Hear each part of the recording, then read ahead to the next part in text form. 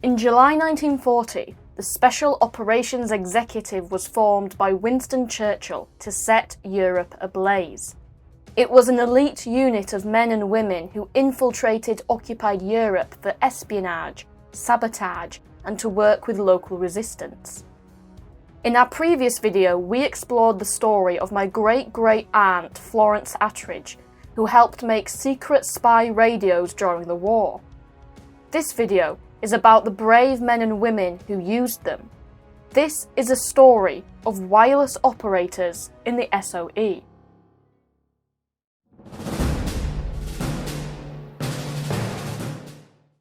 On the 1st of July 1942, wireless operator Brian Stonehouse parachuted into France.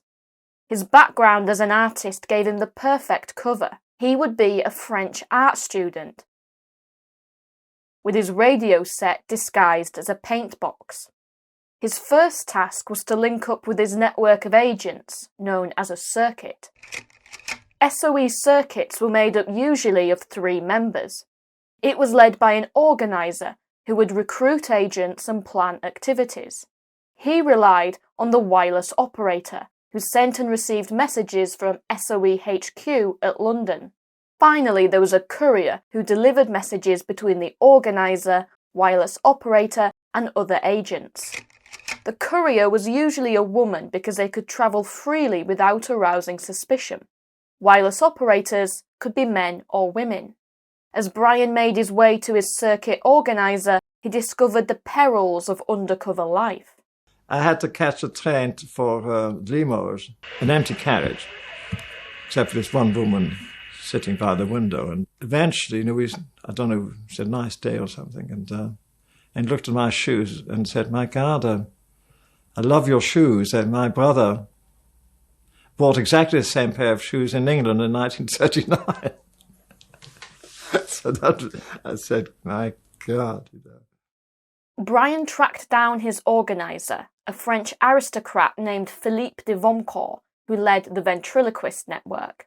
Philippe and his 2 brothers had begun working with the SOE in May 1941. With wireless operator Georges Beguet, the first SOE agent to be dropped into France, they organised the first airdrop of weapons and explosives into occupied France. Brian set to work as Philippe's wireless operator. But the role was extremely lonely, difficult and stressful. The Germans could detect and locate transmissions in 30 minutes, so he had to set up, transmit, pack down and move on again in 20 minutes every single time or risk getting caught. This meant that you were constantly on the move, never feeling safe anywhere. Any form of schedule, such as transmitting on the same day or same time of day, could give you away. To preserve the security of the network, you would have minimal contact with other agents, so you spent most of your time alone. The average life expectancy for a wireless operator in France was just 3 months. The survival rate was 50-50. The wireless operator was the core link between agents and SOE HQ. The radio was the only way you received orders, sent intel, and organised airdrops.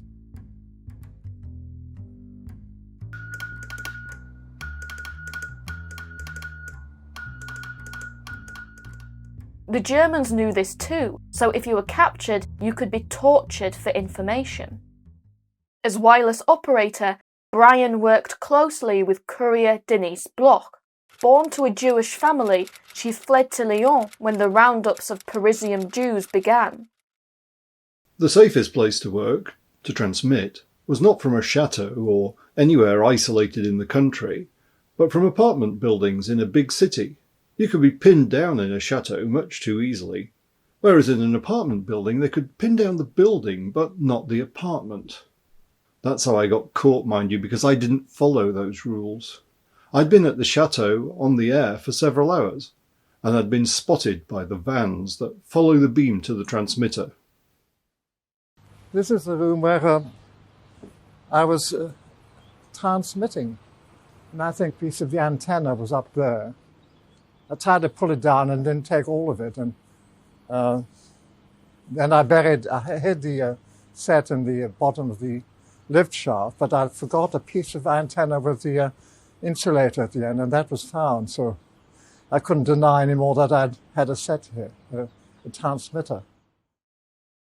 On the 24th of October 1942, Denise Bloch watched as French police took Brian away. The ventriloquist network crumbled. On the 2nd of November, Denise narrowly avoided capture and went into hiding. Philippe de Vomcourt was arrested a few weeks later.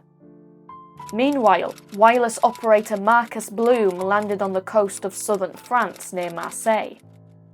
Landing with agent George Starr, organiser of the Wheelwright network, Bloom sent over 50 messages to SOE HQ, organising airdrops of weapons to the resistance and helping downed RAF airmen escape to Spain. But in April 1943, he was arrested and sent to Freze prison.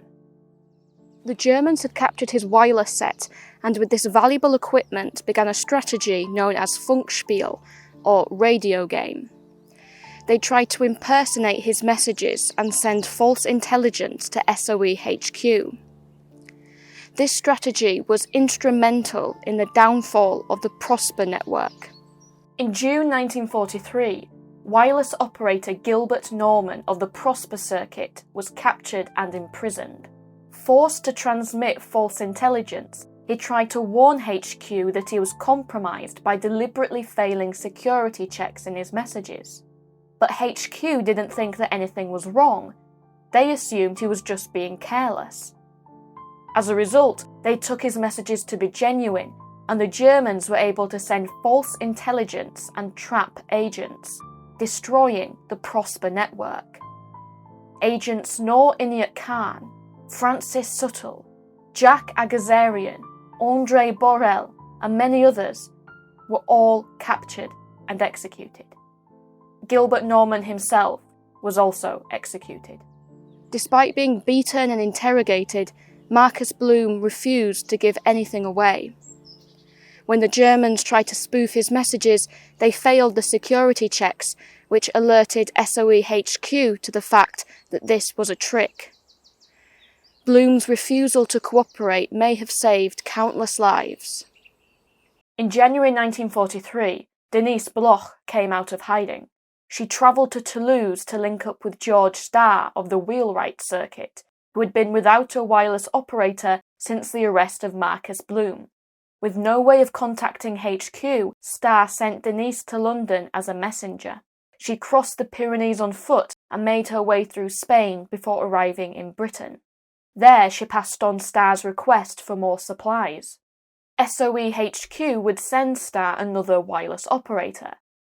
Yvonne Cormeau had resolved to avenge her husband's death after he was killed in a bombing raid on London in 1940. Yvonne is said to have survived when a bathtub fell and protected her. She evacuated her daughter to the countryside and joined the Women's Auxiliary Air Force, where her language skills brought her to the attention of the SOE, who recruited her as a wireless operator in February 1943. Your top-secret interview is at a flat in Orchard Court, Portman Square, London. And I remember being very impressed. You understood the difficulties and the dangers, but you were absolutely determined to go on. The wartime chief of the French section of the Special Operations Executive, Colonel Maurice Buckmaster.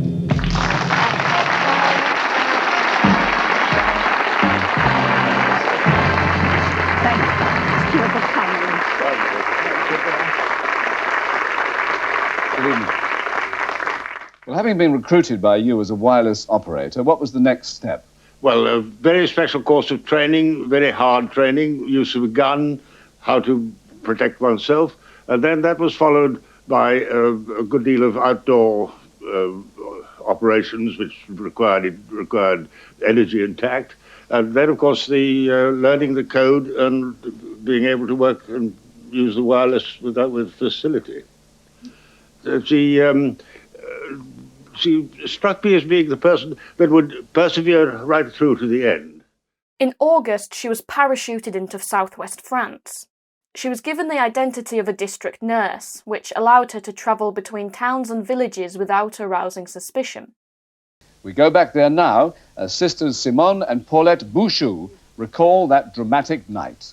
Bonjour, Annette. Bonjour, Annette. Do you remember the night of 23rd August when we waited so anxiously for you to be parachuted in? We were concerned because your plane was late. Then we heard the noise of the engines above the house, and the pilot was afraid of the huge black shadows. There was a full moon, and instead of being parachuted directly into the field, you were parachuted a bit into the vineyard. At that moment, a canister grazed your leg and you lost a shoe. We were afraid you had been injured, and we were scared too that the shoe might give a clue to the Gestapo. Then we took you to the house, our parents' house. There behind us, your first refuge in occupied France. Once inside, we set about hiding your parachute. It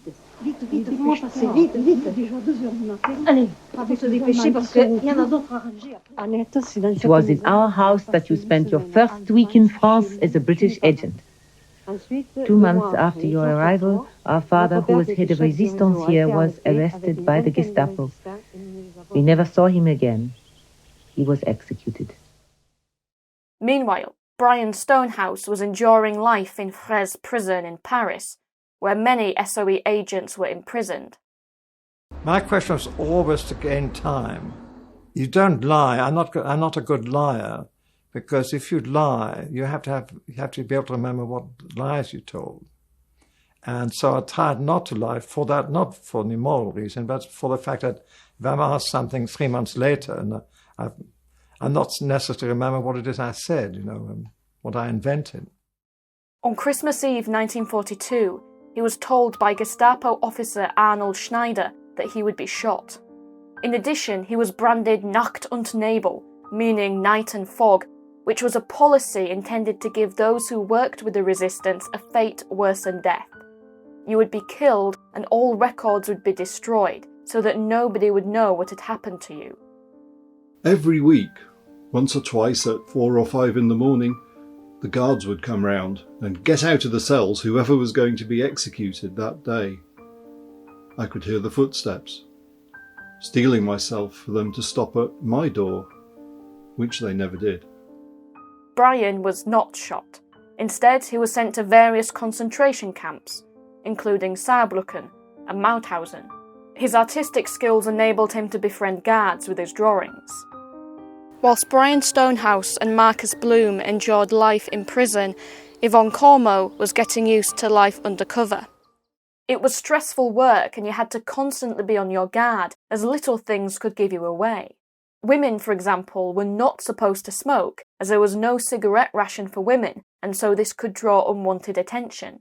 Coffee was served without milk due to rationing, and so asking for a white coffee in a cafe could signal that you were unfamiliar with the area. I must admit to butterflies floating in my tummy the whole time. You had to be careful. You had to have eyes in the back of your head. The life was totally different to anything I'd experienced previously. But despite this, Cormeau was an astonishingly efficient wireless operator. The average operator could send Morse code at a speed of 12 words per minute, but Yvonne could manage 18 to 22.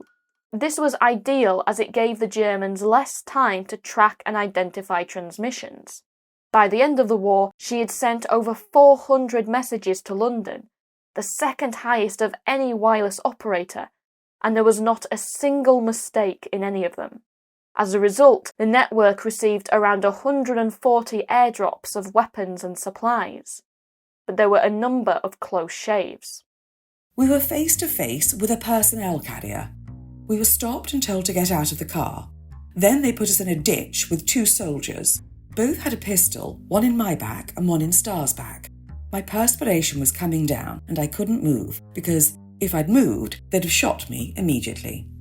Suddenly he asked me what was in the case, which had been thrown onto the back seat, which of course was my radio set. I knelt on the seat and showed it to him. He asked me what it was. I said radio, which in German means X-ray, as well as radio set. And in view of the fact I was meant to be a district nurse, he thought it was an X-ray set. He said, go, and we got out very fast.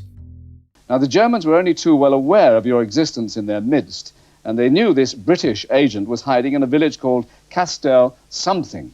But why did they rule out the village of Castelnau-sur-Lavignon as a hiding place when you were there all along? The reason was that they were looking for an Englishwoman, and there was no running water in that village, which was a hamlet. And they decided that no Englishwoman would go without her daily bath. At the beginning of 1944, resistance work heated up. Preparation was underway for the D-Day landings, and SOE agents worked harder than ever behind the scenes. In January, Star's network helped Philippe de Vomcourt escape from prison. He made his way to England, where he was trained by the SOE. His two brothers had not been so lucky. Jean was captured and executed, whilst Pierre was captured and spent the rest of the war in prison, including Colditz.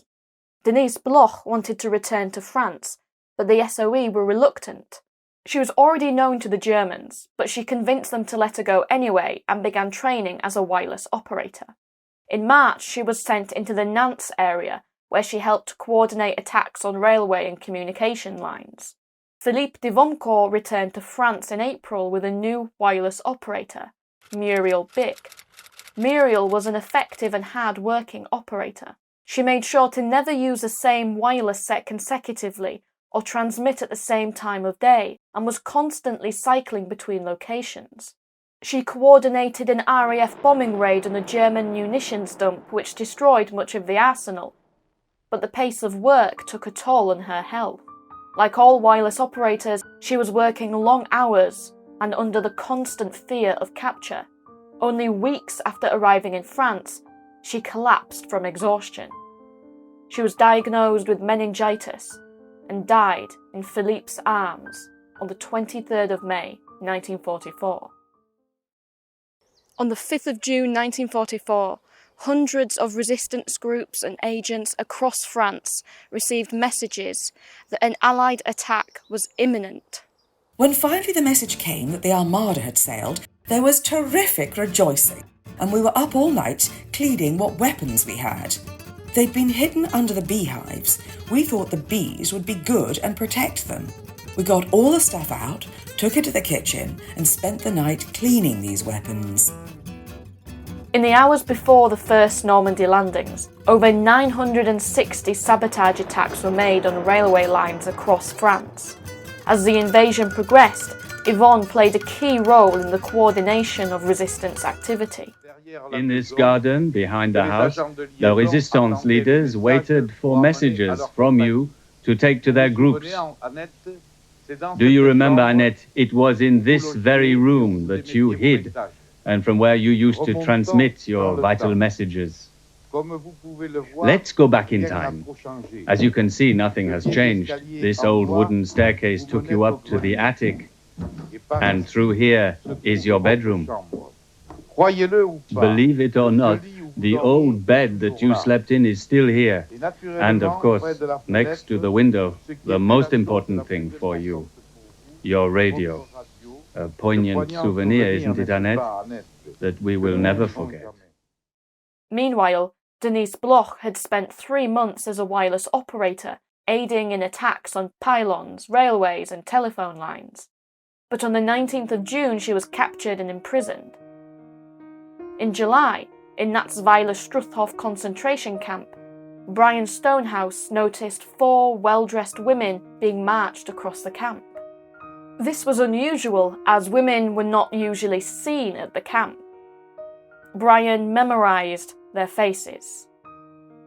That night, they were killed. After the war, he was able to help identify them as André Borel, Vera Lee, Diana Roden, and Sonia Olshanesky. All were SOE agents who had been captured. In August, Denise Bloch, along with agents Violet Sabo and Lillian Rolfe, was transported to Ravensbrück concentration camp. The women shared the same bunk in the prison hut. Toulouse was liberated by de Gaulle's Free French forces. George Starr and Yvonne Cormeau returned home. Marcus Bloom was sent to Mauthausen. In September, Brian Stonehouse was sent to Dachau. Marcus Bloom was executed on the stairs of death at Mauthausen. In January 1945, Denise Bloch, Lillian Rolfe, and Violette Szabo, all weakened from forced labour in the winter, were taken from their hut. Denise and Lillian could no longer walk and had to be carried on stretchers. They were each shot from behind. As part of Nachtungsnebel, most evidence was destroyed. In April, Dachau was liberated. Brian Stonehouse had survived 3 prisons and 5 concentration camps. He returned to Dachau to sketch what he saw. I think one used to laugh because that's one's only defense. You know, if you started crying, you know, it's sometimes I feel now, you know, if I start crying, I won't stop. After the war, he served as an interrogator to captured SS troops. I had my name on the door and on my desk, and this man used to come in from the typing pool, this German prisoner. And I remember the first time he came in, he was standing there, his head was bent, and all I could see was the bald top of his head. I thought, the top of that head looks vaguely familiar, but I had no idea who he was, and this went on for several days. And then he looked up, and I recognised him. It was my interrogator in Paris. He was absolutely petrified because he'd recognised my name on the door. I told the Americans and said, God, would you believe it? There's this Arnold Schneider. And they said, well, what we'll do, Captain Stonehouse, we'll close the camp for the day. You can beat him, you can do what you like with him, and here's a machine gun and you can kill him, and no one will ever know. And I said, no, I can't do that. If I did that, I'd be no better than the Germans. In any case, I'm free, and he isn't. After the war, Brian enjoyed a flourishing artistic career. Yvonne worked as a translator. But for Denise Bloch, Marcus Bloom, Muriel Bich, and the countless others who died in service, all that remains are memorials and stories. For many agents, their full fate was not known until after the war. Vera Atkins travelled across France interviewing witnesses to uncover what really happened to those who were still missing. What is unique about the SOE is the surprising role of women. 39 female agents were sent into occupied France. 15 of them did not return. This has been a story about spies and secret radios, but really it's a story about sacrifice. It's a reminder of the tremendous role that the secret war of intelligence played behind enemy lines, and the sacrifice of those agents who took part in it.